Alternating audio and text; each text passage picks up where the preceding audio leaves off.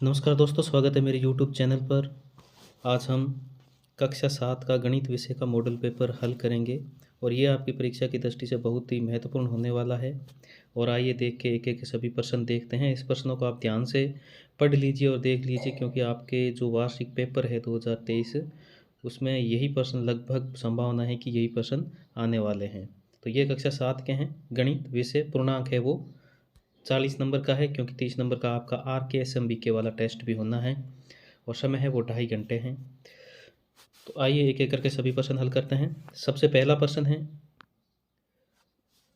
4p-2 बराबर 16 में p का मान ज्ञात कीजिए। तो यहाँ ये समीकरण दी हुई है और इस समीकरण के p का हमें मान ज्ञात करना है।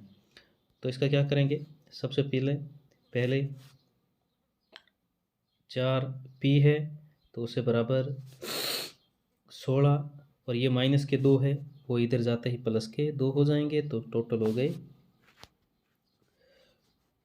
18 और 18 के बट्टा 4p के गुणा में है तो इधर आते ही भाग में हो जाएगा। और 18 के अंदर तो यहाँ हो जाएगा 18/4 और इसको हम जब हल करेंगे तो यहाँ हो जाएगा 9/2। तो इसका आंसर हो जाएगा 9/2। इस प्रकार से हल करना है। नेक्स्ट हो जाएगा 50 रुपये का 12% कितने होते हैं।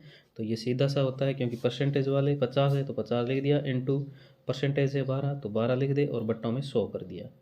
तो यहाँ 1 0 से 1 0 कट गया और 5 का भाग इसमें 2 बार चला गया और यहाँ 2 का 6 बार। तो ये हो गया 6, इसका लास्ट में बचा 6%। तो यह 50 का 12% हो गया 6%। नेक्स्ट है अगला -5/7 इंटू 3/10 का मान कितना होता है। तो -5 और माइनस के 5 और 3 तो ये हो जाएगा 5 3 15। तो माइनस के कितने हो जाएंगे 15, क्योंकि माइनस का 5 माइनस का और प्लस का 3 तो माइनस इंटू प्लस होता है, वो माइनस होता है। उसके बाद में 7 को गुणा करेंगे 10 से तो 17, तो माइनस के 15/17 इसके आंसर हो जाएगा। तो ये वह है वो सही हो जाएगा। ये थे ऑप्शनल प्रश्न। नेक्स्ट है चौथा प्रश्न, सॉरी एक ऑप्शनल और है। ऐसा त्रिभुज जिसकी तीनों भुजाएं समान हो तो उसे क्या कहते हैं। तो ये सबको पता है कि जिसकी तीनों भुजाएं त्रिभुज अगर समान होता है तो वो समबाहु त्रिभुज कहलाता है। फिर रिक्त स्थानों की पूर्ति कीजिए। सबसे पहले पांचवा, समकोण के सामने वाली भुजा को हम क्या कहेंगे। तो हमेशा समकोण के सामने वाली जो जैसे ये समकोण होता है और इसके सामने वाली ये कोण समकोण 90 डिग्री का, समकोण का मतलब होता है 90 डिग्री का कोण। अगर इसके सामने वाली भुजा हमेशा कर्ण होती है तो इसका आंसर हो जाएगा, रिक्त स्थान में भर देंगे कर्ण। नेक्स्ट छठा प्रश्न है, सार्वगासम त्रिभुजों के संगत अवयव भी होते हैं तो इसका हो जाएगा सार्वगासम। नेक्स्ट सातवां है, चरों और अचरों से बनते हैं तो यहाँ बीजीय व्यंजक, जो बीजीय व्यंजक होते हैं वो चर और अचर राशि मिल करके बीजीय व्यंजक बनाते हैं। नेक्स्ट आठवां है, जिस कोण पर वस्तु घूमती है उसे कहते हैं घूर्णन कोण। ये थे रिक्त स्थान। फिर उसके बाद में है भाग ब का पहला प्रश्न है, निम्न प्रश्नों को हल कीजिए। तो ये हो जाएगा, निम्नलिखित प्रश्नों को हल करना है। 5 इंटू 2 सही 3/7। तो सबसे पहले तो 2 सही 3/7 को हम भिन्न में बदलेंगे। तो यहाँ 2 को 3 से गुणा कर देंगे। तो यहाँ 2 को 3 से गुणा किए तो 15 15 और 7 हो गए 22/7। और फिर हमें इसको 5 से गुणा कर लेना है। तो इसको हल करोगे तो इसका आंसर आ जाएगा। उसके बाद नेक्स्ट दूसरा है 8y बराबर 36, क्योंकि y उधर है तो y बराबर हो जाएगा 36/8। तो यहाँ y के गुणा में है तो उधर जाते ही 8 इसके भाग में हो जाएगा तो y का मान आ जाएगा। तो 8 का इसको हल करेंगे तो इसका आंसर आ जाएगा। नेक्स्ट है तीसरा है 42.8/0.02। तो यहाँ इसको 0 हटा करके इसको हल कर लेना है। उसके बाद में इसको क्योंकि यहाँ से अगर हम पॉइंट हटाएंगे तो यहाँ 1 0 लगा देंगे और पीछे से इधर 2 संख्या बाद में पॉइंट है तो यहाँ पर हम 0 हटाएंगे तो यहाँ 2 0 लगा देंगे। फिर हम ये हो गया 1 0 से 1 0 कट गया। तो उसके बाद में 2 रह गया 428, यानी कि 4280 में 2 का भाग देंगे तो इसका आंसर आ जाएगा। नेक्स्ट है चौथा 164 का 50%। तो यहाँ सीधा सा अर्थ है कि 164 इंटू 50 करके 100 का भाग दे दो। तो यहाँ 1 0 से 1 0, 5 को 2 से चला गया, 5 को 2 2 से, और अब 164 में हम 2 का भाग देंगे तो इसका आंसर आ जाएगा। नेक्स्ट है 5वां, 2y प्लस 5/2 बराबर 37/2। तो इसको हमें हल करना है। तो सबसे पहले तो हमें 2y को यहीं पड़ा रहने देना है, उसके बाद में हम बराबर का चिन्ह लगा देना है। बराबर के उधर 37/2 है तो यहाँ 2 लिख देना है। फिर ये प्लस का है तो इधर जाते हैं, क्योंकि ये इसका पक्षांतरण करेंगे तो इधर जाते ही ये माइनस का हो जाएगा। तो माइनस का होने के बाद हम लिख देंगे 5/2। तो अब ये है बराबर से उधर का भाग है, तो इसको हम लघुत्तम लेकर के इसको हल कर देंगे, क्योंकि सेम ही है लघुत्तम। तो इसका मतलब है कि सीधे ही हम घटा सकते हैं, लेकिन इसको हम लघुत्तम लेकर के इसको घटा करके फिर y का मान ज्ञात करके इसका आंसर निकाल सकते हैं। नेक्स्ट है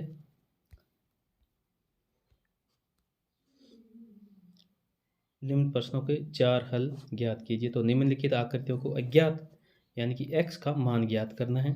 तो ये आकृति दी हुई है 2, और x का मान हमें ज्ञात करना है इस आकृतियों में से। त्रिभुज दिए हुए हैं, तो सबसे पहले तो इस त्रिभुज में हमें x का मान, जैसे यहाँ 50 डिग्री है, यहाँ 60 डिग्री है, और यहाँ पर हमें x दिया हुआ है, तो x का मान हमें ज्ञात करना है। तो सबसे पहले तो हमें पता होना चाहिए कि कोई भी त्रिभुज होता है, त्रिभुज के सभी कोणों का योग होता है, वो तीनों कोणों का योग, उसका मान होता है 180 डिग्री।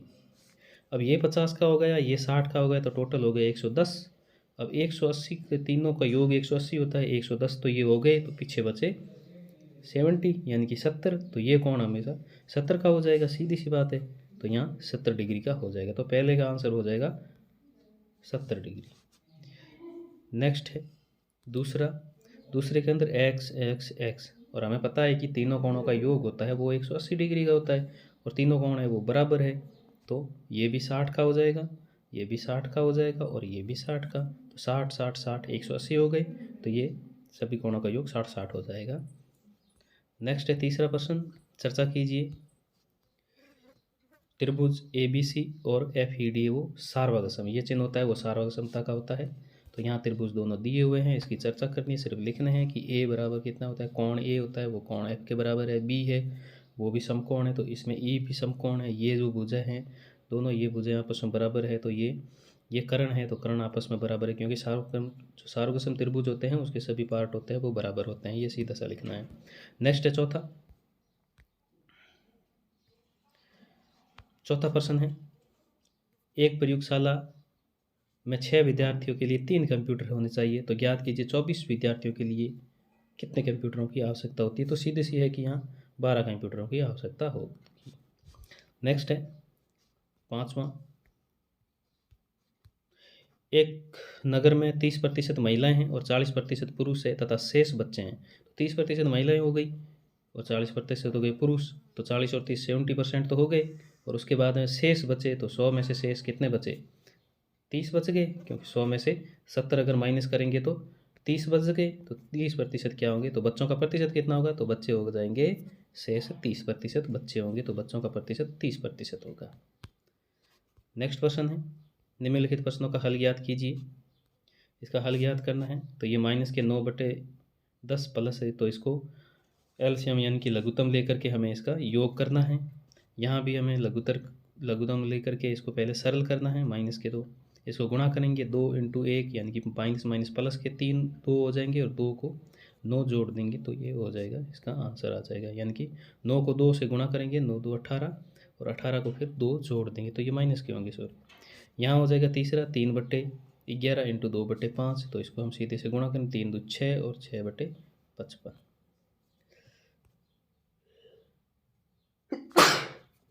उसके बाद में नेक्स्ट है 7वां प्रश्न, एक वर्गाकार पार्क का क्षेत्रफल ज्ञात कीजिए जिसका परिमाप होता है वो 320 मीटर होता है, 20 मीटर है। तो वर्गाकार जो पार्क है, तो पहले हम वर्ग बना लेते हैं, क्योंकि वर्गाकार पार्क का मतलब होता है वर्ग की चारों भुजाएं हमेशा बराबर होती है। ये भुजा, ये भुजा, ये भुजा और ये भुजा, ये चारों की चारों बराबर है।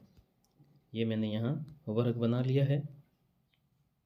जैसे ये एक वर्ग है, तो यहाँ देखते हैं इसकी चारों भुजाएं होती है वो बराबर होती है, तो इसकी चारों भुजाओं का जो परिमाप का मतलब होता है चार भुजाओं का योग है वो 320 होता है। तो 320 के अंदर हम भाग दे देंगे 4 के, तो यहाँ हो जाएगा एक भुजा आ जाएगी 80 की। ठीक है, तो बराबर 80 आएंगे, तो यहाँ एक भुजा आ जाएगी। बस, तो इसका परिमाप है वो 320 मीटर है। तो अब इसका पार्क का क्षेत्रफल ज्ञात करना है, तो क्षेत्रफल हमेशा भुजा इंटू भुजा होता है, तो 80 इंटू 80 कर देते हैं यहाँ, सॉरी 80 इंटू 80, इसको गुणा करेंगे तो हमारा 8 8 64, तो यहाँ 64 लिख दिया और 2 जीरो लगा दिया, यानी कि 6400 मीटर स्क्वायर हो जाएगा।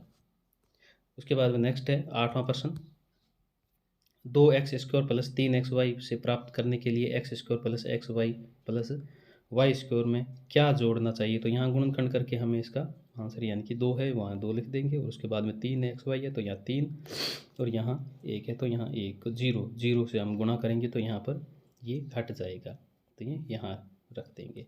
उसके बाद में नेक्स्ट है 9वां प्रश्न है, निम्नलिखित में से प्रत्येक में केवल अभाज्य गुणनखंड खंडों की घातों के गुणनफल के रूप में व्यक्त कीजिए। यानी कि अभाज्य गुणनखंड हम पहले ज्ञात करना है, जैसे 108 है तो 108 को हम अभाज्य गुणनखंड, यहाँ 2 का भाग, पहले छोटी छोटी संख्या का भाग दे करके यहाँ 90 हो जाएगा, उसके बाद में 2 का यहाँ 45 हो जाएगा, और यहाँ इसके बाद में यहाँ 5 का हो जाएगा तो यहाँ 9 हो जाएगा। तो इस तरह हमें फिर 3 का, तो इस तरह हमें करके ये जैसे ये 2 बार आया है तो इसको हम 2 को ऐसे लिख सकते हैं, 2 की स्क्वायर। ठीक है, तो इस प्रकार के करके हमें अभाज्य गुणनखंड ज्ञात करके स्क्वायर के रूप में हमें लिख करके इस संख्या को लिखना है। ये सब के सब हमें ऐसे ही करने हैं। उसके बाद में 10वां प्रश्न है, 10वां प्रश्न है, राजस्थान की जनसंख्या 570 लाख है और उत्तर प्रदेश की जनसंख्या वो 1660 लाख है। तो राजस्थान का क्षेत्रफल 3 लाख किलोमीटर स्क्वायर है और उत्तर प्रदेश का क्षेत्रफल है वो 2 लाख किलोमीटर स्क्वायर है। तो ज्ञात कीजिए कि इन दोनों राज्यों में प्रति किलोमीटर कितने व्यक्ति है।